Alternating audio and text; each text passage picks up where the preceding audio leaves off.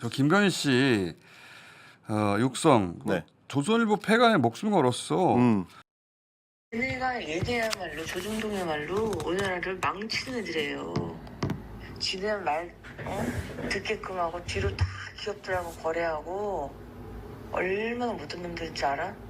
중앙일보는 이제 삼성하고는 거래 안 하지. 삼성이 중앙일보를 싫어하니까. 그거 하나뿐이지. 아직 난 조선일보 폐간에 난 목숨 걸었어. 요 전후 사정은 주진우 기자에 의하면 명태균 씨가 조선일보 기자에게 네. 나는 이런 파일을 가지고 있어.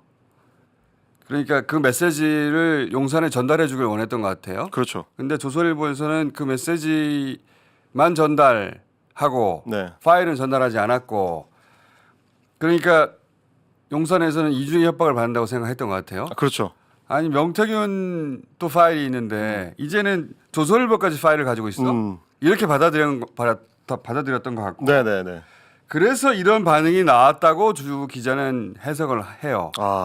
이 주류적 해석이고 예. 저는 이제 한 발 더 나가면 예. 과연 조선일보 쪽에서 명태균의 메시지를 전하긴 했을까? 안 전했다고 저는 알고 있고, 그러니까 파일을 안 전했다고 알고 있는데. 파일은 안 전했죠. 네. 파일을 안 전했다고 알고 있는데 아예 메시지 전하지 않았을 그렇죠. 것이다. 그러니까 명태균 입장에서는 사실은 그게 일종의 시한폭탄인데 네. 쥐고 있을 때 가장 강력한 거니까 일단 조선일보한테 넘긴 다음에 버튼은 나한테 있다. 내가 눌러야 터진다. 이런 메시지를 김건희 여사나 혹은 뭐 윤석열한테 이제 전하고 싶었겠지만 조선일보 입장에서 생각해 보면 이미 내 주머니로 들어온 거기 때문에 이건 내 거고 이제부터 그러면 내가 새로운 딜을 할 수도 있다. 이런 생각을 조선일보 소위 지휘부에서는 했을 가능성이 있지 않을까. 오늘 근데 우리가 헤일마우스 모신 이유는 뭐냐면 이런 그 대목을 짚은 적이 있어요. 네. 이런 얘기가 나오기 전에 김건희 씨의 이 발언이 나오기 전에 나오기 전이죠. 예. 나오기 전에 요즘 그 구구 유튜버들이 조선일보를 맹공격하고 있다. 네. 자, 한번 띄워봐 주세요. 우리 배승희 변호사는 그쪽 에이스에 해당되는 분인데. 에이스 오브 에이스죠. 예, 에이스에 해당되는 분인데 이분이 어느 날 갑자기 조선일보 절도 운동을 시작합니다. 네. 기상해. 저도 저거 보고 어머? 왜 이쪽에서 조선일보 절도 운동을 네. 저쪽 에이스가 그걸 들고 나오지? 근데 저분만 그 얘기를 하는 게 아니더라고. 아닙니다. 이번 경우에 특히 이제 배승희 변호사를 비롯해서 극우 유튜버들이 굉장히 좀 맹렬하게 절독 운동을 독려를 하니까 실제로 효과가 나오더라는 거죠. 이거는 그리고 차이가 있었던 게 그동안은 저 왼쪽에서 일어났던 일이거든요. 그렇죠. 다. 네. 근데 이거는 오른쪽 끝에서 일어난 일이잖아요. 그렇습니다. 그러니까 효과는 좀 있었을 것 같은데 어느 정도인지 궁금하긴 했는데 꽤 있었다는 겁니까? 각 지역국 같은 경우는 신문 배포를 할 때 네. 사실 이제 뭐 이렇게 출판을 하는 그 이제 찍어내는 공장이 같은 데가 많다는 거예요. 다른 신문사라고. 그렇지. 뭐 예를 들면 이제 보수 신문 맞아요, 뭐 몇 맞아요. 군데가 묶어가지고 한 군데에서 찍어낸다든지. 한겨레 조선 같이 하는 것도 있어요. 그렇죠. 예. 지방 같은 경우는 그러다 보니까 지방에서부터 신호가 온다는 거예요. 찍는 숫자가 계속 줄어든다. 팍팍 줄어들어서 뭐 이게 정확한 수치까지는 못 들었는데 네, 영향이 있다. 몇만 단위로 깎여 나갔다. 몇만 단위로. 배승희 변호사 혼자 한 게 아니라는 게 네. 다른 유튜브들도 그 유튜브들도 여기 같이 합류했어요. 합류했죠. 예. 합류했고 1월 초에는 조중동 절독 운동본부라는 게 출범을 합니다. 정말 조중동 절독 운동본부의 그 주요 인사 상임위원이 누구냐면 김성회 전 종교다문화 비서관. 이번에 이제 뭐 국회의원 김성회 의원하고는 좀 전혀 다른 캐릭터. 예. 네, 초반에 윤석열 정부에 있다가 이제 잘렸던 그분인데 그런 사람들이 주축이 돼가지고 절독 운동을 하니까 실제로 효과가 있는 뭐 그런 상황인 거죠.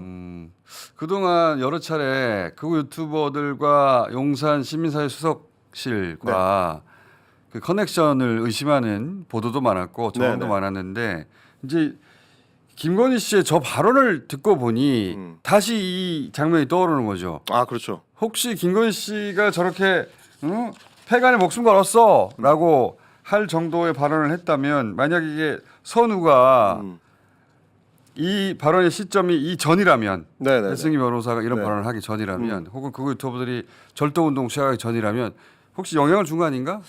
그러니까 사실 이제 시민사회 수석실이 유튜브들을 담당을 했는데 시민사회 수석실의 주요 라인이 김건희 쪽 라인이다라는 얘기는 뭐 워낙 뭐 그렇죠. 퍼다했었기 많죠. 때문에 뭐 그런 의심을 할 수도 있고요.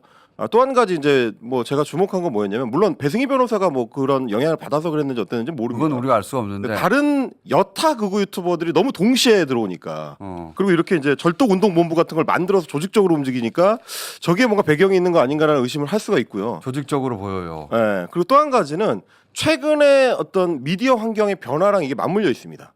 제가 봤을 땐 저게 이제 일종의 아하. 미디어 권력의 충돌인데 예전 같으면 조선일보를 저렇게 직접적으로 타격하거나 심지어 뭐 이렇게 찢어버리거나 방송 중에 이런 식의 퍼포먼스까지는 잘 안 나가는데 이미 일종의 권력 이동이 이루어지고 있다. 역전이 이루어지고 있다라는 거를 보여주는 거죠. 예전에는 뭐 유튜버들이 아무리 떠들든지 말든지 실제 구독 취소로 이어지는 경우가 그렇게 많지는 않았을 텐데. 조선일보가 제가 이제 딴지일보 처음 만든 게 98년입니다. 네네. 딴지일보 거론한 게 한 10년 지나서예요.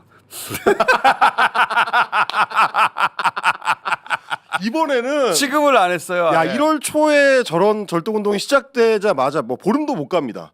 논조가 확 틀어져요. 그러니까 두 번째 얘기할 대목이 그거였는데 우리 모두가 조선일보 논조가 어느 순간 일순간에 변했다는 걸 알고 네, 있거든요. 네. 조선일보 이 계엄에 대해서 굉장히 비판적이었단 말이죠. 초반에 굉장히 강했죠. 그렇죠. 근데 슬금슬금 발을 빼서 확 변했어요. 네네. 그 시점하고 또 맞물리나? 그렇습니다. 시기적으로 맞물리잖아요. 특히 이제 조선일보 김영 칼럼을 통해서 뭘 하냐면 이 소위 이제 광장 집회들. 지금 뭐 세이브 코리아니 뭐 정광훈 집회니 이런 광장 집회들에 주목하고 의미를 부여해주고 그렇지. 소위 뭐 우리식으로 표현하자면 이제 빨아주는 그런 게 나온 것도 사실 약간 있죠. 엉거주춤하긴 해요. 네네네. 여전히. 하지만 그 이전의 태도하고는 완전히 달라진 거죠. 저 포인트는 이겁니다. 네. 김건희 씨가 조선일보 폐간을 얘기했다. 이건 팩트로 확인된 것이고 조선일보가 어느 순간 입장을 변경했다. 네. 그리고 그 사이 어둠에 극우들이 절도운동을 네. 적극적으로 했다. 그것이 어느 정도는 영향이 있었던 것 같다. 맞습니다. 이게 다 연결돼 있나? 그럴 수 있죠. 의심을 해보는 겁니다. 네. 예.